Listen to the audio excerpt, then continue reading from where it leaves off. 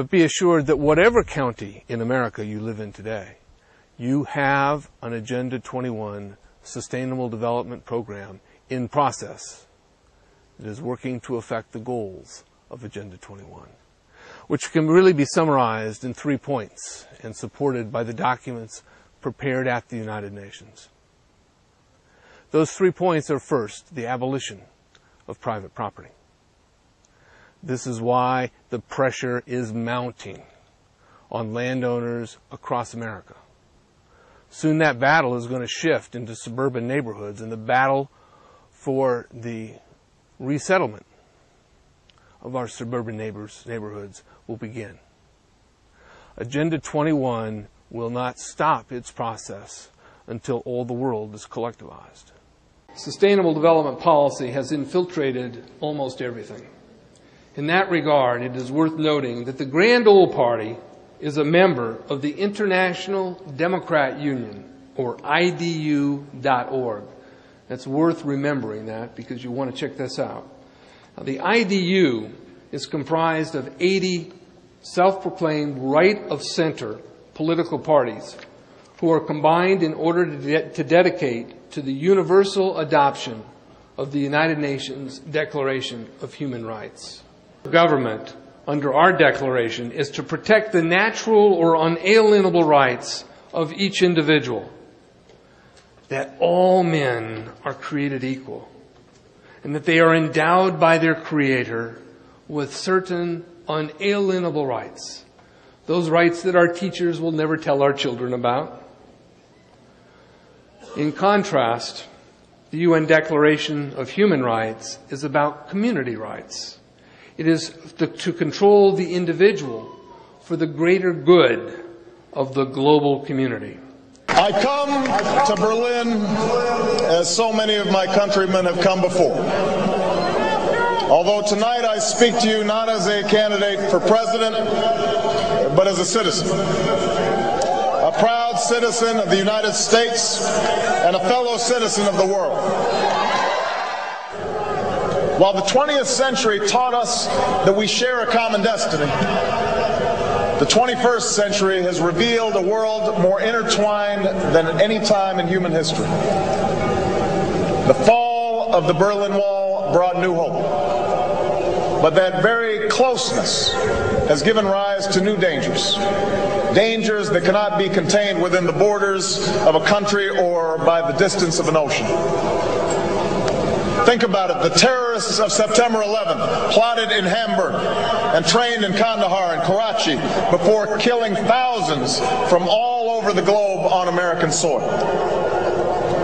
As we speak, cars in Boston and factories in Beijing are melting the ice caps in the Arctic, shrinking coastlines in the Atlantic, and bringing drought to farms from Kansas to Kenya. The fact that the people live in faraway lands does not mean that their fate does not concern us. Mm-hmm. It's not only for humanitarian and charitable reasons that we have to be interested in them. We have to... Most practical, yeah. Yes, because fundamentally, in the kind of global civilization we live in today, no country can insulate itself from what some of the things that are happening in other countries. I mean, for instance, diseases cross boundaries.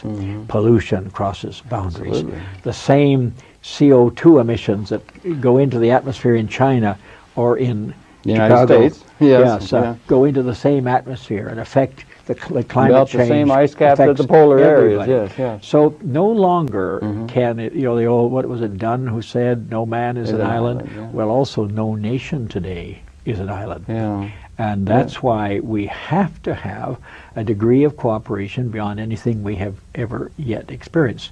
If I can just say this, at these summits, I've seen it progressively at each summit, and certainly a big change from what I saw at summits in the past. You're seeing more and more countries around the table think globally. Now, the second major program for this collectivization is called the Global Citizenship Education Program. This is best evidenced by review of the federal No Child Left Behind legislation and all the series of legislations that have come along in the last several decades following the establishment of the Federal Department of Education. You see, Agenda 21 comes into the United States because President George Bush Sr., this is 1992, went to Rio de Janeiro, and on Prince Charles's yacht, he signed to the American agreement to the standards of Agenda 21 Sustainable Development, and he promised to return to America and infest every federal agency with Agenda 21 principles. The question has been asked many times how the people who are perpetrating these things expect to do this and make it last. And the answer to that is that you steal a generation of children and you indoctrinate them so that they accept these ideas and they become global citizens in the coming global village. UNESCO came out and declared 2005 to 2015 the decade of education for sustainable development. But they go on to say that it will encompass the 40 chapters of Agenda 21. That is your federal national curriculum. The entire purpose of second grade social studies is to transfer loyalty from the family to the government and teach them about sustainable economic consumption. Students construct their own understandings of reality and realize that objective reality is not knowable. So why bother? The truth is, the truth, which keeps men free, is being suppressed in order to prop up the attitude training agenda.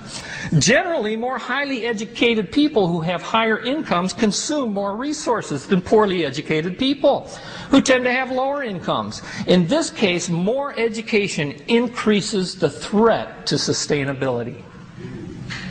I think that this will be the moment at which the people who have been plotting this for the last 20 years will finally get what they want, which is this nucleus which can then be grown into a world government.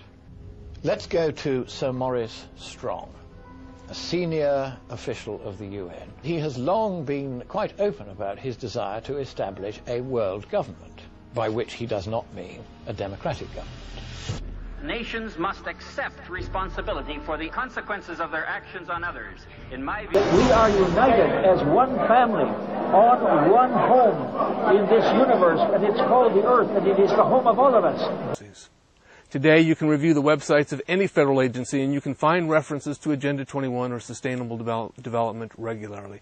But what's more important, you see the policies coming out from our federal government into every state and every county are in the process of implementing this global regime.